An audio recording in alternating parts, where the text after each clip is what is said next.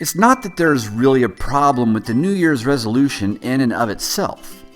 The idea of being resolved starts with an event that happens inside our head, where we tell ourselves that we are going to do something.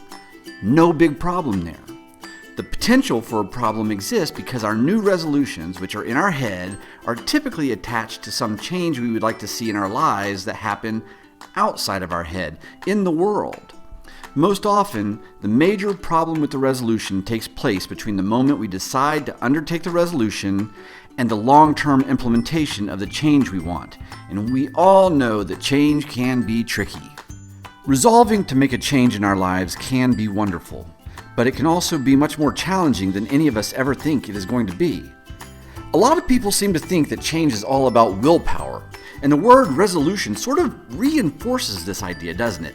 I'm resolved to start exercising, or I'm resolved to save money, or I'm resolved to eat healthier, and I'm just going to do it this time.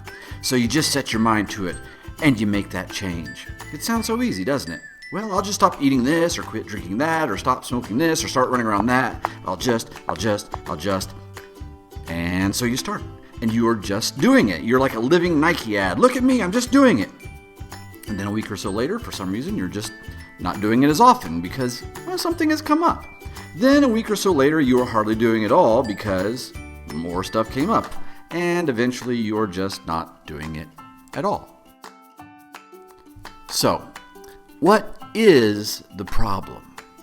Really, there are actually two problems. First, we are generally not educated on how or why we behave the way we do and or how to change our behaviors. We are educated on a lot of other really neat stuff like the Pythagorean theorem or Lincoln's birthday, but not on the trivial stuff like managing our behaviors, which leads us to the second problem.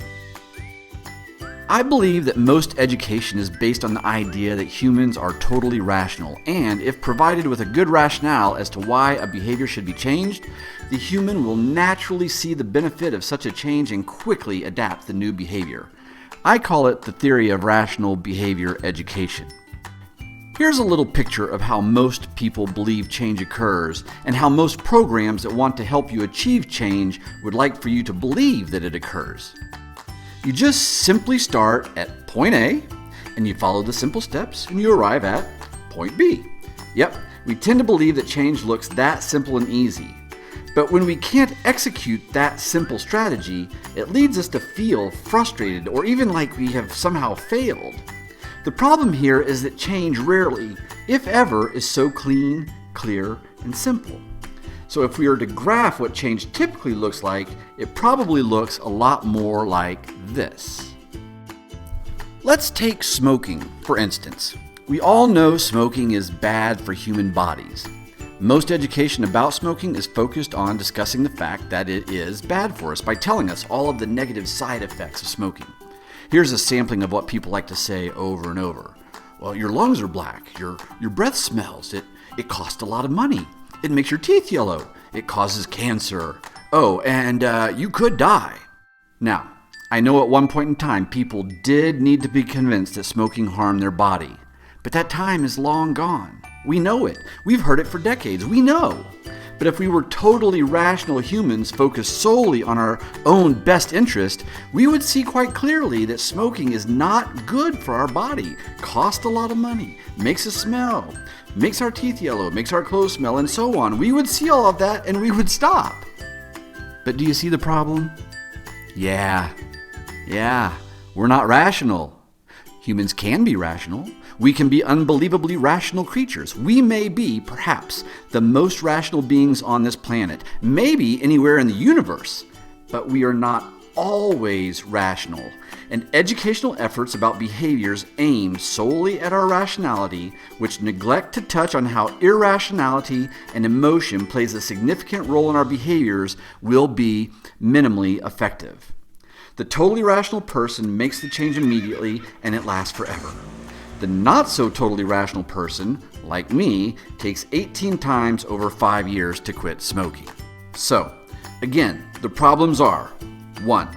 We are normally not educated on how change works, and 2, the education about behavior change that is typically provided is from the point of view that humans act rationally in their own best self-interest. Again, I think that these two problems lead us to feel very frustrated when we can't figure out why we are struggling so hard to make changes in our lives. So, while all of the marketers start telling you how simple or easy it will be to start your journey this year and create a lasting New Year's resolution, especially if you are using their product or service, here's the real deal. It's not going to be that simple and easy. Change is messy and muddy and can be complicated. But why? I hear you say, why? Why is it so hard to change? Why does it have to be so messy and mucky? Well, it's because we're human.